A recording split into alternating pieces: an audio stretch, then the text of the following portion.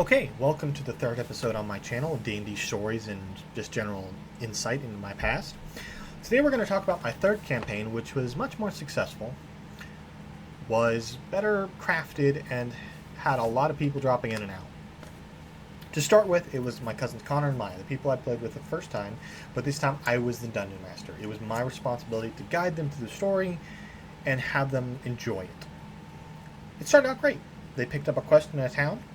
They were told that there was some devils, not demons, devils, attacking the town and just being general nuisances. And they were tasked with defeating them. I think they were higher level. They weren't first level. They were like third, fourth, or fifth. It's been a while. But they took the quest, headed into the woods, and came across the manor house. Now the manor house, I had spent like a whole week with graph paper. I don't have any I don't have any with me at the moment. It's all it's on the other side of the room. But I had crafted each room. It was a dungeon. I crafted each room, rewards, monsters, just spread it all throughout this dungeon. This manor house, 3 stories. They stumble upon it. It's completely constructed of wood. And my cousin Connor goes, "I'm just going to set it on fire with Firebolt."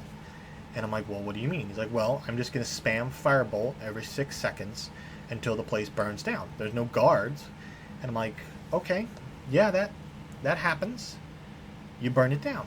And I'm sitting there defeated. I'm thinking, "Oh, great.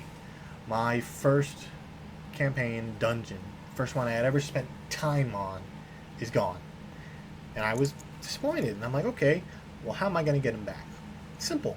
Every monster is now evacuating from that manor house. And instead of having to fight them room by room, you're fighting all of them at once. So the first thing they encounter is this, a lemur. Lemur. Lemure. And like, that's the first thing you encounter. You encounter a bunch of them. They're like, "Okay, well, we're going to sit back and range attack them." They roll high enough on initiative, just start picking them off, because they only have 13 hit points in an armor class of 7. They're weak. So I'm like, okay, that's how that goes. And I'm thinking, well, there were some bigger monsters in there. So now they got to deal with this, a chain devil. Hold on. A chain devil. Armor class of 16, hit points 85.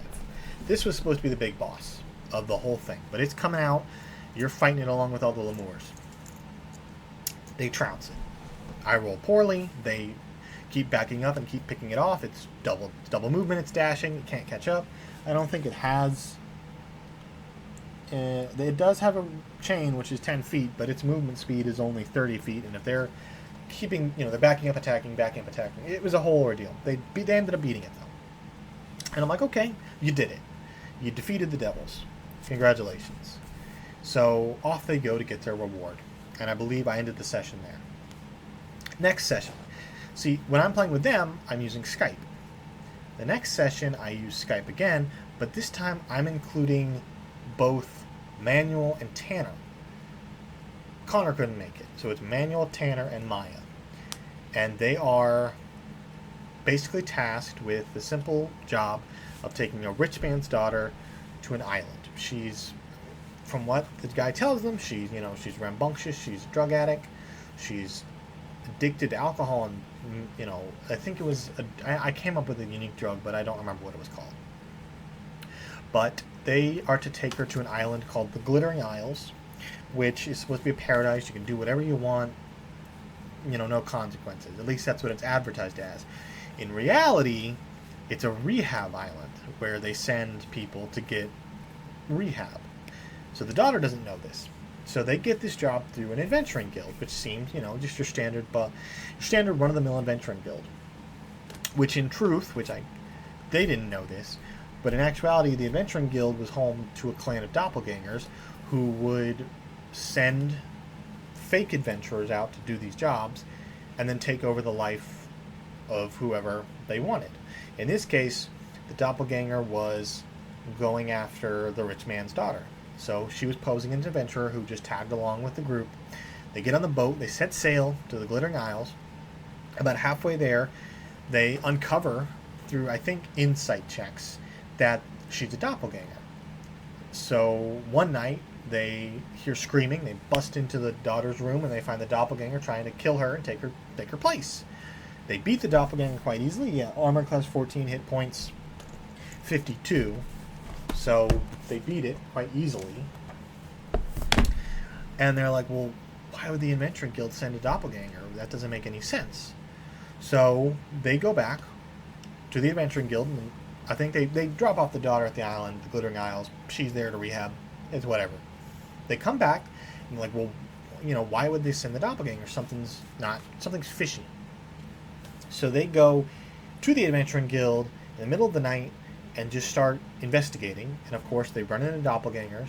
They fight them. I had mapped this all out. They fought in the Adventuring Guild. They got loot. They got XP, because I wasn't using Milestone. They got XP, and they finished the quest. No more Adventuring Guild.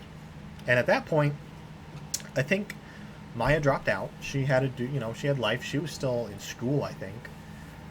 And she had a life. So the next session was Connor, Tanner, and Manny. And this is where things got a little screwy, and I don't integrate my friend group and my cousin's group anymore. They are completely separate. I play with one on one week, one on the other. So I take a step back, but this is the main reason why. They didn't get along. They were completely different in every way, shape, or form. And that campaign, it did not end. But Connor dropped out for differences. He didn't get along with my two friends. And I kept the campaign going for a little while. And then it kind of fizzled out. But toward the end, Miney, who was listening in on the Skype or Xbox, I can't remember. He might have started listening in after Connor dropped out, and I switched back to just using Xbox Party Chat. But he decided he wanted to play. And I was like, okay, that's great. He's my best friend at the time. Of course I want him to play. But he had one stipulation. He wanted to play as a Manakete, which is something I was like, I don't even know what that is. And he's like, it's a type of race from Fire Emblem. And I'm like, oh, okay. Sure. I'll homebrew something. So we sat down and I homebrewed a Manakete race just for him. And I think I made it into a class, not a race. So it was an ordeal, but it was my first time ever homebrewing, and I spent like a week just making a Manakete class for him, and it was great. It was unbalanced, and there were a lot of issues, but he loved it, and that campaign went on for a while, and I'm actually going to start telling stories about that one in the next video. But that was my the next attempt, more of a serious campaign, more players. They all had fun. It's sad there was a falling out. Like, Connor doesn't want anything to do with my friends. My friends want nothing to do with him. They had a falling out. Maya did still play with us. She would play in both groups. I think after Connor had a falling out with my friends, I didn't really play much with him because he was still in school. He had his own friends. He was doing his own thing. We split off. I dungeon mastered for his sister, my cousin, and my friends. And that's how that kind of went. That was, the inception of not my longest running campaign, but my first serious campaign. And it was pretty good. I've got some stories to tell about that Manakete class, though. And I got some stories to tell about the whole thing, but it was fun, and I enjoyed it, and I look back on it fondly. You always hope that you look back one day and you say, you know what? I was having fun. Sometimes you look back on your life and you're like, that was the best moment of my life. But I look back on it and I'm like, I wish I could go back and relive those moments. I wish I could go back and relive my first character, my first campaign. Get the friend group back together, But all you can do now is look back on it fondly. So in the comments below, tell me your most fond memory of an early campaign. Now, it doesn't have to be your first, it doesn't have to be your most recent, but just a memory that you look back on and go, you know what, that was peak Dungeons & Dragons. So, just leave that in the comments, and thanks for watching.